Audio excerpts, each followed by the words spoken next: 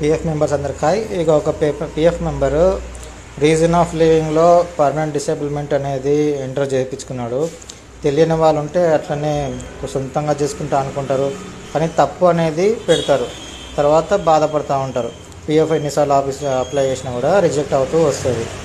అయితే ఇప్పుడు ఈ యొక్క రీజన్ వల్ల ఈ మెంబర్కి రిజెక్ట్ అనేది అవుతుంది. అలాగే ఈయన పిఎఫ్ అకౌంట్లో చూస్తే మనకి 10C ఫార్మాట్ కూడా రిజెక్ట్ అయింది, అలాగే 19 కూడా రిజెక్ట్ అయింది. మెంబర్ ఐడీస్కి ఉన్నాయని చెప్పేసి వచ్చింది. అయితే ఈ మెంబర్ది లక్ష్మీ విలాస్ బ్యాంక్ అనేది ఉండే, అది చేంజ్ అయింది డీబీఎస్లోకి.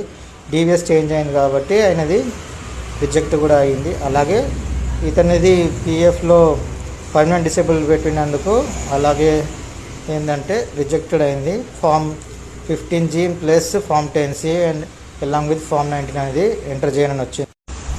ఇప్పుడు ఈ పిఎఫ్ మెంబర్ది రిజెక్ట్ అయిన తర్వాత మళ్ళీ అన్నీ చెక్ చేసి వెరిఫై చేసి మళ్ళీ బ్యాంక్ కేవైసీ కూడా యాడ్ చేసి ఈరోజు అప్లై చేయడం జరిగింది.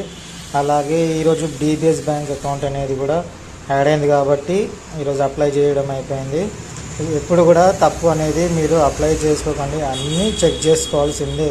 నేను ప్రతి ఒక్కరికి చెప్తాను, పిఎఫ్ అకౌంట్ అనేది చాలా ఇంపార్టెంట్. అది మీకు డబ్బులు అవసరం ఉన్నప్పుడు హెల్ప్ చేస్తూ ఉంటుంది.